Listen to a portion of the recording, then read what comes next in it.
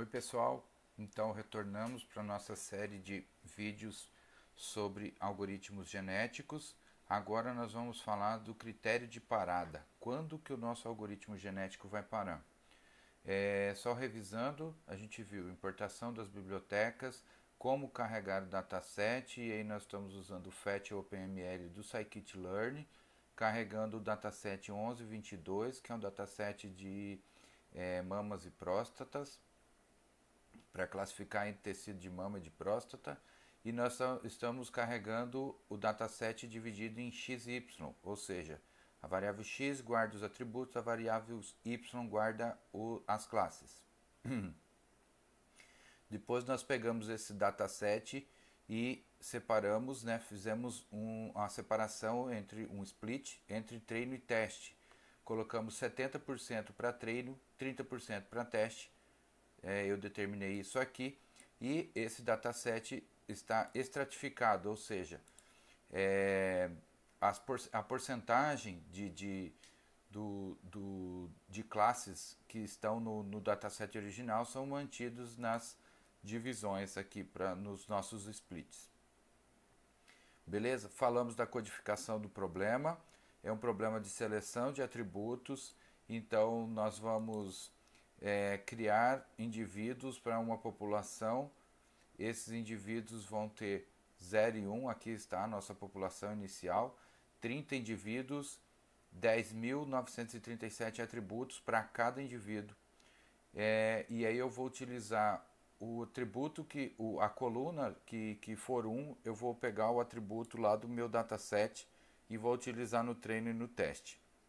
Com isso, vou anotar o desempenho para cada indivíduo da população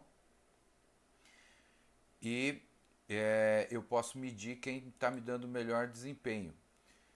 Pensando nisso, falando agora propriamente do critério de parada, vou até deixar aqui para ficar mais fácil de ver. Eu vou ter um contador de gerações, vou começar com 0. Coloquei aqui que o meu critério de parada vão ser 100 gerações. Quando eu atingir 100 gerações, não importa o resultado, o desempenho que eu tiver, se for um desempenho de 60% ou de 100%. Best fit, esse best fit é o cara, certo? É uma variável que vai armazenar o melhor resultado que eu estou obtendo.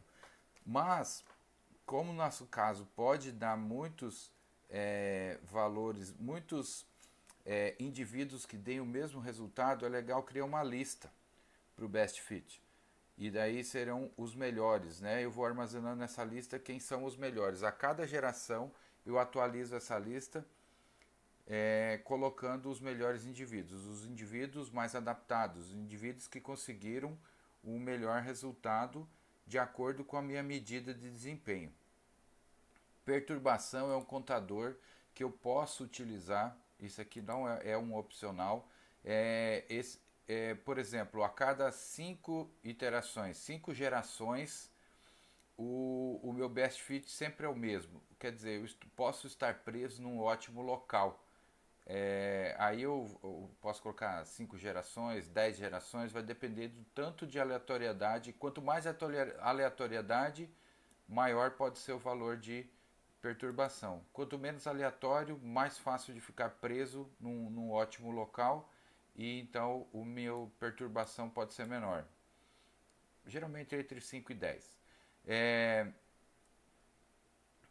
O que ele faz, essa perturbação? Eu vou aplicar uma perturbação, ou seja, eu vou sobreviver somente, seleciono quem sobrevive. Geralmente eu coloco quem está no best fit, ou os 5 indivíduos, 10 indivíduos. Nossa população é pequena, só tem 30.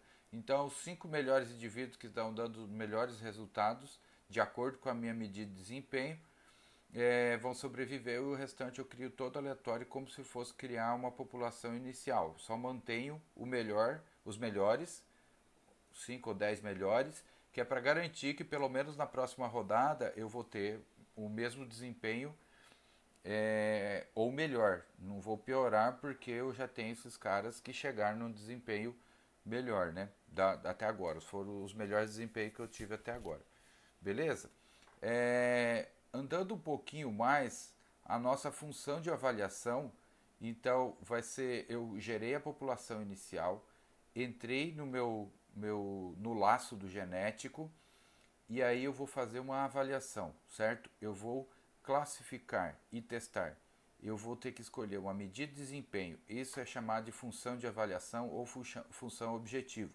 Neste caso, para esse genético, nós estamos usando como avaliação a própria classificação. Existem outras maneiras de fazer isso para outros problemas. Aqui, como é seleção de atributos, eu posso fazer a seleção de atributos usando o critério da própria classificação, medir o desempenho dado o classificador, certo?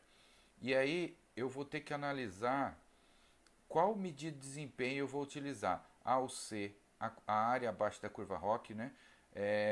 Acurácia, F1 score, precisão, sensibilidade e especificidade.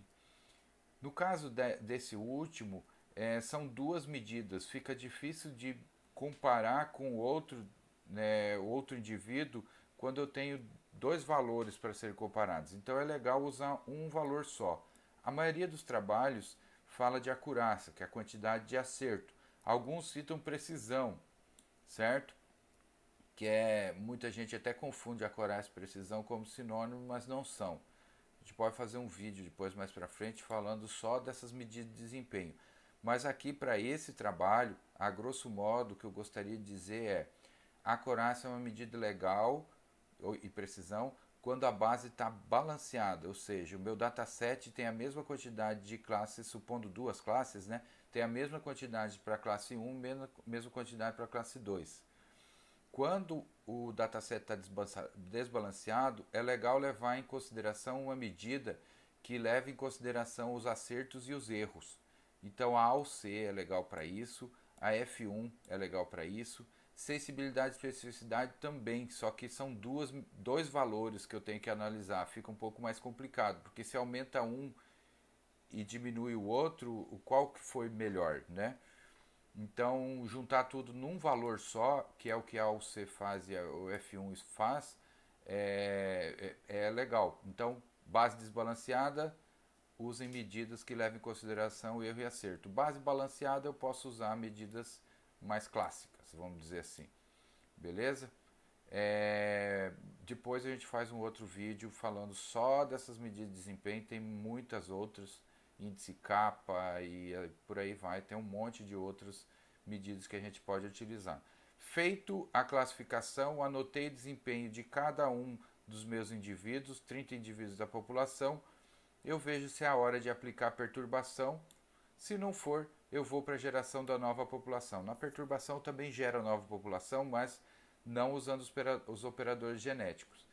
Então, com isso a gente chegou tá dentro do genético, né, rodando dentro do laço do genético. O próximo vídeo eu vou falar sobre os operadores genéticos, que é seleção, reprodução e mutação, certo? Espero que eu tenha ajudado. Se tiver dúvida, comenta no vídeo que eu respondo assim que puder. Valeu, pessoal, até mais.